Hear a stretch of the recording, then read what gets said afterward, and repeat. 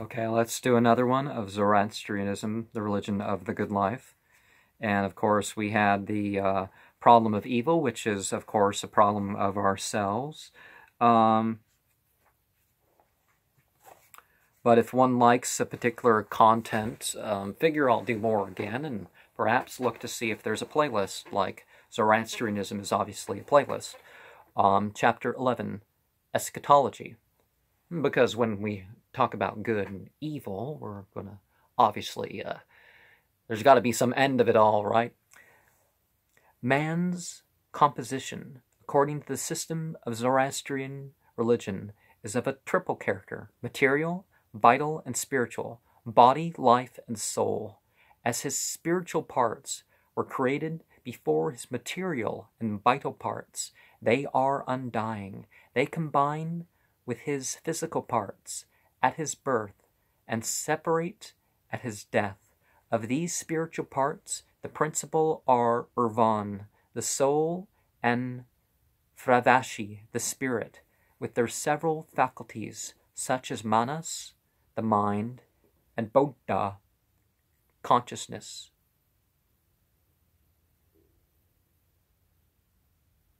The living body, Tanu, is to the soul, Urvan, and to the spirit, Fravashi, what an instrument is to the worker, or a horse to the rider, or a house to its master. If it's not applied elsewhere, there's the idea of a guardian angel. If it's not clear to you yet that there's the idea of the guardian angel and that sort of thing going on. In this classification, linguistically tied to the Fravashi, in this classification are discerned all the elements of the modern tripartite division of man's personality into reason, feeling, and will. Preservation of one's health is one of the religious duties of a Zoroastrian. In his daily communication with God, the devout Zoroastrian prays for 1,000-fold health, 10,000-fold health. It was believed that fasting militated against the maintenance of health and against the performance of good and great deeds. Fasting is, therefore, depreciated. The maxim should be borne in mind, says the Vendadad. None of these who abstains from food is able to do great deeds of holiness, to do great works of husbandry, to give birth to powerful children. The whole material world lives by eating. By fasting it dies. Certainly the abuse of fasting, or the deprivation of married life altogether because the person, So true religion would not teach such a thing. Fasting during the day to experience it, and then at night, so you don't harm yourself, and you can do continual fasting that way. That's a different story. The key to salvation lies as much in the purity of the body as the purity of the soul. Don't you don't harm your mind or your body by fasting. You should not do that sort of fasting. Hence the Zoroastrian dictum, Ya azda'o mashyai ap xanthem vahishta. Purity is the best from the very beginning of one's birth. Contact with impure matter in any form must be avoided. If contaminated, the body should be purified by means of various purification ceremonies prescribed by the scriptures. Such purification is imperative from the point of view of health as well as mortals. Not only one's own body, but also the four elements, fire, air, water, and earth, must be preserved undefiled. It is also obligatory on a true Zoroastrian to keep his surroundings clean. Similarly, for the preservation of mental health, the religion of Zoroaster lays a special emphasis on the triad, good thoughts, good words, and good deeds. This fundamental doctrine of the creed takes the devotee down to the mainsprings of action.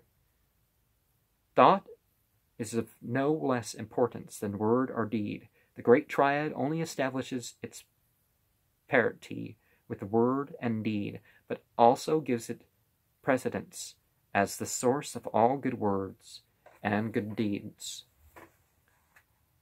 Keeping the environment pure, couldn't that be an implication that at some point, the presence of human bodies on every spot in the planet means the world's kind of a place of impurity? I'm not going to go that far, but free will. Free will is implicit in this doctrine of human personality, as man must work out his salvation himself. The omniscient Lord, who plans what is best, has allowed him freedom to act. Exercising this freedom, man chooses between the principles of light and darkness, between truth and falsehood, between good and evil. Growing in mental vigor and the knowledge of the law, he acquires to the kingship of self-control. Placing his will in harmony with the law, he is able to withstand the assaults of falsehood and wrong, and cultivating the attributes of spenta armati, benevolence, devotion, love, and social service, he attains to the best state of the most perfect and beneficent spirit, reward and punishment. Beyond the practical side of the religion of Zarathustra ranges its eschatology. The doctrine of reward and punishment in this life stretches onward to the next. The man who chooses the truth is here rewarded by Ahura Mazda with spiritual as well as temporal benefits. Thus, the prophet who praised agriculture as the best weapon with which the demons of hunger and thirst, sickness and sorrow, theft and rapine could be fought, asks Ahura Mazda for himself whether he may have the reward of his labors in 10 mares, a stallion, and a camel, while he is assured salvation and immortality in the life to come. Likewise, to a man who deserves happiness in the future life, he promises in this world a pair of cows with calf. You know, we can be rewarded in this life, but isn't good its own reward? Have you experienced that yet? Despite the depressing spectacle of wrong and suffering all around him, Zarathustra held fast to his conviction of the justice of God. The omniscient cannot be so foiled as to allow wickedness to triumph over goodness. The prophet, therefore, does not for a moment lose the vision of a better world. The perfect world is in the making. In it, the balance will be redressed, the righteous made happy, the unrighteous chastised and purified. Zarathustra is thus the first among the prophets of the great religions to preach the doctrine of immortal life, the soul's equipment. You know, spiritually armed and armored, as the inventor of Christianity wrote. The soul is responsible for deeds done in the flesh. According to the teaching of the prophet, God has equipped man with every kind of appliance to perform his work successfully. For instance, he's endowed with kratu, energy, knowledge, chisti, consideration, wisdom, ushi, or hosh, intelligence, perception, sense, manas, mind, thought, vachas, speech, shyathana, action, kama, free will, ahu, practical consciousness, vravashi, the prototype in nature and in man, which is also the guiding spirit, baodas, consciousness, memory. Over and above all these gifts is dana, the vision, the revealed religion. Having been thus equipped, the human soul is expected to emerge successful from the struggle with the forces of evil. And no burden beyond what we can bear. We're not given any choices that we can't come out on top of as far as doing what is right and what is best. Man receives reward or punishment after death according to his deeds. There is none to intercede for him. No intercession will help him. No amount of prayers and offerings will open the gates of paradise for him. No particular creed or belief in any set dogmas will save him from retribution. In short, no trace of vicarious salvation can be seen in the message of Zarathustra. Man is his own savior. He has the making of his own heaven or his own hell. The small prayer, Vispa Humata, Vispa Hukta, Vispa Varshta, which a devout Zoroastrian recites thrice in the morning, reminds him that a man's good thoughts,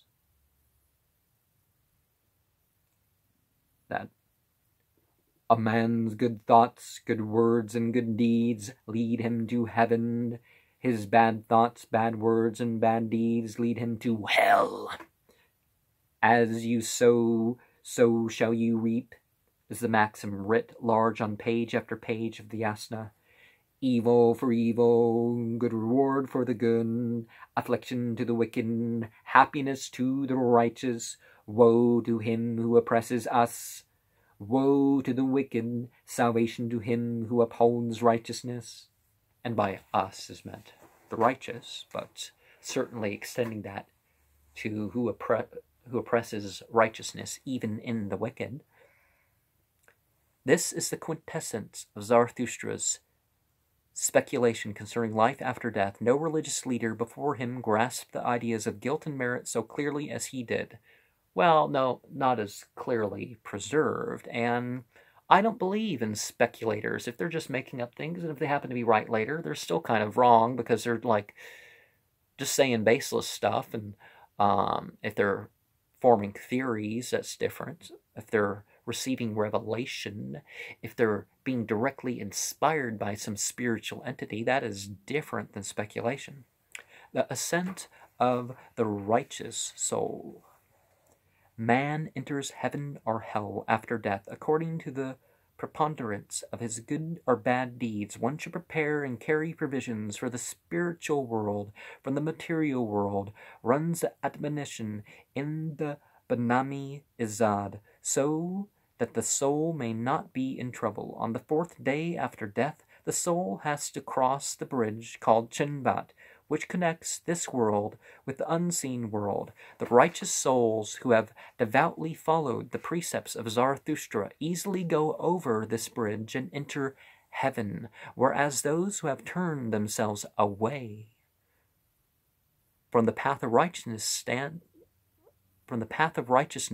stand trembling at the judgment span, writhing with the anguish of their conscience and uttering words of woe.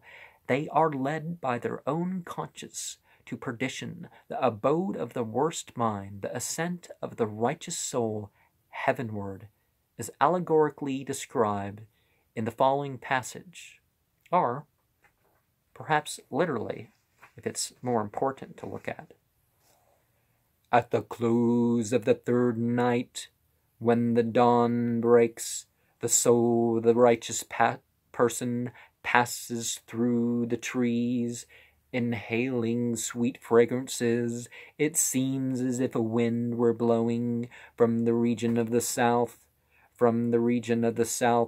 of sweet fragrance, of sweeter fragrance than other winds, and it seems to the soul of the righteous person as if it were inhaling that wind with the nose, and it thinks, whence does that wind blow? The wind of the sweetest fragrance that I ever inhaled with my nostrils.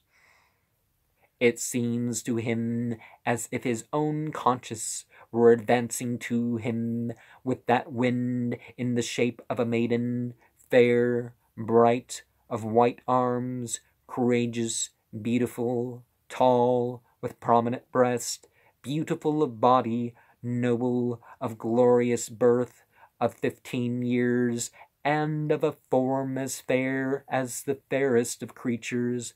Then the soul of the righteous person addressed her, asking, What maiden art thou, the fairest of maidens whom I have ever seen? Then replied unto him his own conscience, O thou youth of good thoughts, good words, and good deeds, and of good conscience, everybody loved thee for the greatness, goodness, beauty, sweet fragrance, courage, innocence, in which thou dost appear to me. Thou didst love me, O youth of good thoughts, good words, good deeds, and good conscience, for the greatness, goodness, beauty, sweet fragrance, courage, innocence, in which I appear to thee.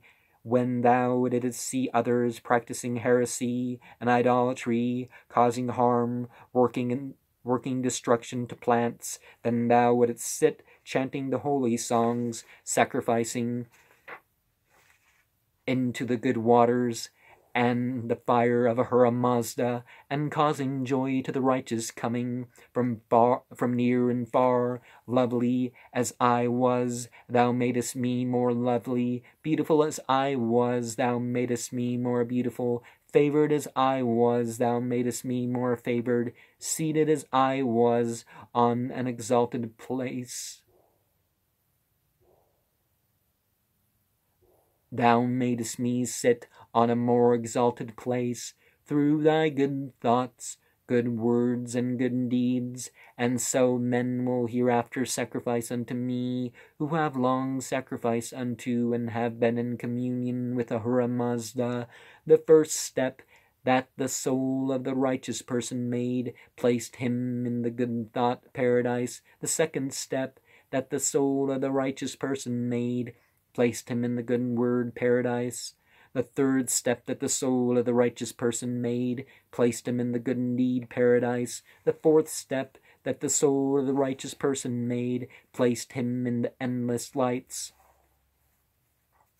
And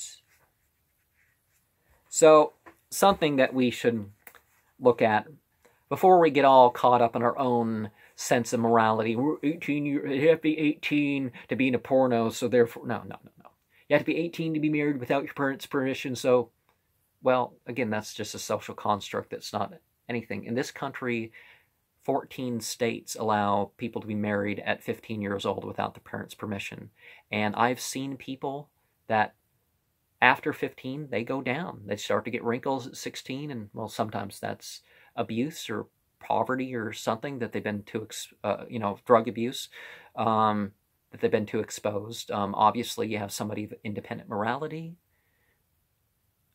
responsibility for the choices that they make with that morality, obviously looking like a woman. So 15 was sort of the ideal age. Sometimes early on in womanhood, they don't quite full-on look like a full-grown adult woman, but certainly by a couple years in or something.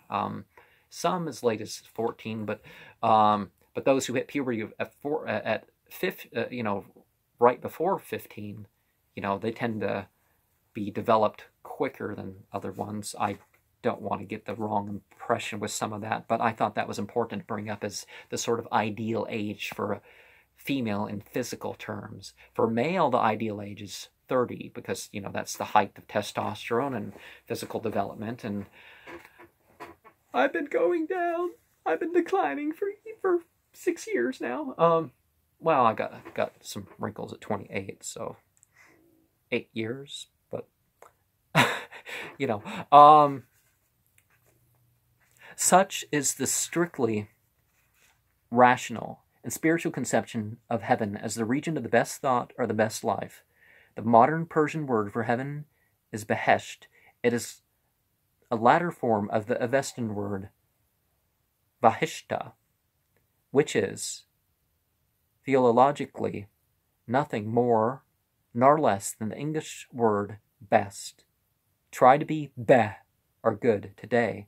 Try to be better or better tomorrow. And try to be behest or the best the day after.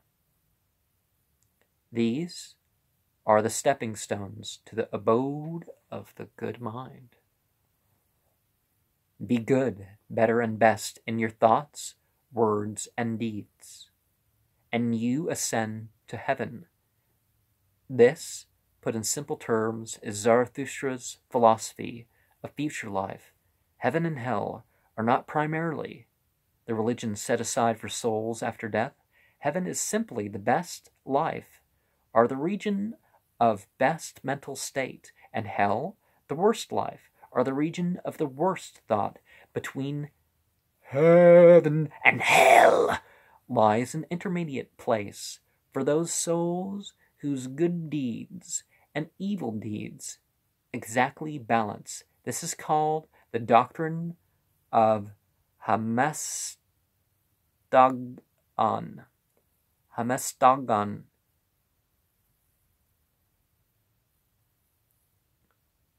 Sometimes I re-say things to make sure that it's recorded with the right sound.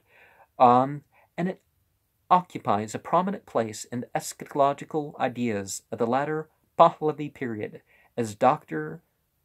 Dalla points out, the strict topic of the doctrine of Zoroastrian eschatology and the symmetry of the entire system demand a place where souls that cannot ascend to heaven because of the heaviness of their sins and are yet not so weighed down by sin as to descend into hell can find the resting place till a final judgment.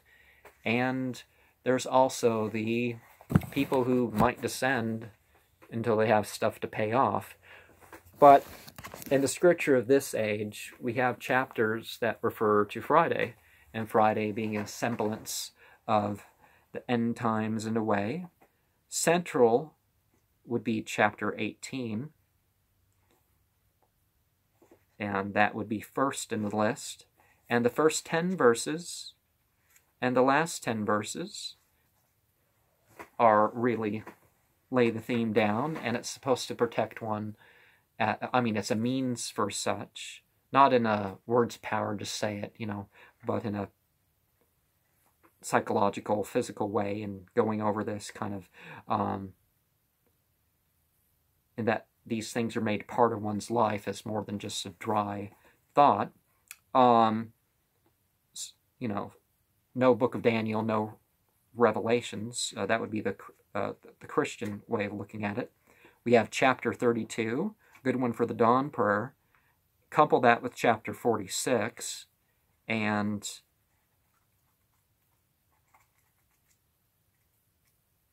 chapter 62, of course, because of the congregational prayer, and chapter 50, also a good one to say when you're, it's a great one to say Friday because it's summing up a eschatology, but I don't think I have time to share any of these verses, but it's important to go over different eschatologies and prepare yourself, because certainly your own eschatology is the most relevant to you. But when your family, when your society, when your country, when your world as you know it comes to an end, science tells us that this stuff has happened before. It's happened again. It's going to happen again. So how are we preparing?